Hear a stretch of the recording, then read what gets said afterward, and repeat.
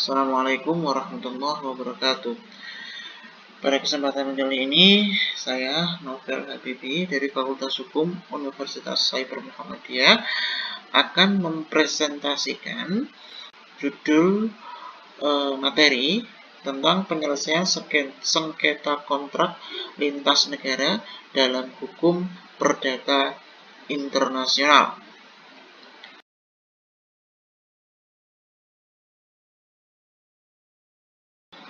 Latar belakang, hubungan bisnis antar perusahaan yang melewati batas-batas teritorial negara memang membutuhkan perumusan kontrak yang komprehensif. Kontrak internasional adalah perjanjian antara pihak dari negara yang berbeda. Mengutip buku Ida Bagus Wiyasaputra yang berjudul Hukum Kontrak Internasional, kontrak internasional adalah kesepakatan yang dibuat oleh dua pihak atau lebih yang mengandung unsur asing. Sengketa muncul akibat perbedaan hukum, interpretasi atau wanpretasi.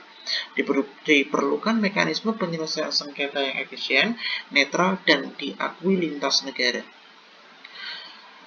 Pengertian sengketa kontrak internasional adalah sengketa yang timbul atau terjadi di antara negara dengan negara, negara dengan subjek hukum lainnya, dengan subjek hukum lain bukan negara, dan subjek hukum bukan negara satu sama lain. Dalam studi internasional publik, dikenal dua macam sengketa internasional, yaitu sengketa hukum dan sengketa politik. Sengketa hukum adalah sengketa di mana suatu negara atau subjek hukum lainnya mendasarkan sengketa atau tuntutannya atas ketentuan-ketentuan yang terdapat dalam suatu perjanjian atau yang telah diakui oleh hukum internasional. Sengketa politik adalah sengketa yang tuntutannya didasarkan atas pertimbangan non-yuridis, misalnya atas dasar politik atau kepentingan nasional lainnya. Penyebab timbulnya sengketa yang pertama adalah perbedaan penafsiran klausul kontrak, keterlambatan pelaksanaan kewajiban, perbedaan sistem hukum, ketidakseimbangan posisi tawar, dan analisis wanpretasi atau pelanggaran kontrak. Prinsip penyelesaian sengketa yang pertama adalah itikat baik dari para pembuat kontrak kerjasama, kebebasan berkontrak, fakta sunt servanda, keadilan dan kesetaraan para pihak, netralitas forum penyelesaian. Jalur penyelesaian sengketa yang pertama bisa melalui jalur negosiasi, mediasi, arbitrasi, dan litigasi di pengadilan. Penyelesaian secara non-litigasi yang pertama adalah negosiasi, adalah proses informal antar pihak untuk mencapai kesepakatan.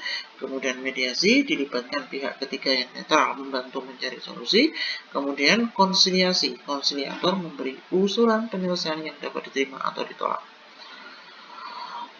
Pertama kita bahas melalui penyelesaian melalui jalur arbitrase. Ini adalah metode yang paling umum dalam kontrak internasional. Cirinya adalah cepat, rahasia, dan hasilnya final. Kemudian lembaga-lembaga yang biasa menangani arbitrase internasional adalah ICC, International Chamber of Commerce, bisa LCIA, London Court of International Arbitration, atau SIAC, Singapore International Arbitration Center. Kemudian kelebihan dan kekurangan arbitrase adalah cepat, rahasia, fleksibel, dan final. Kekurangannya adalah biayanya tinggi, upaya hukum terbatas, eksekusi bergantung negara tempat pelaksanaan.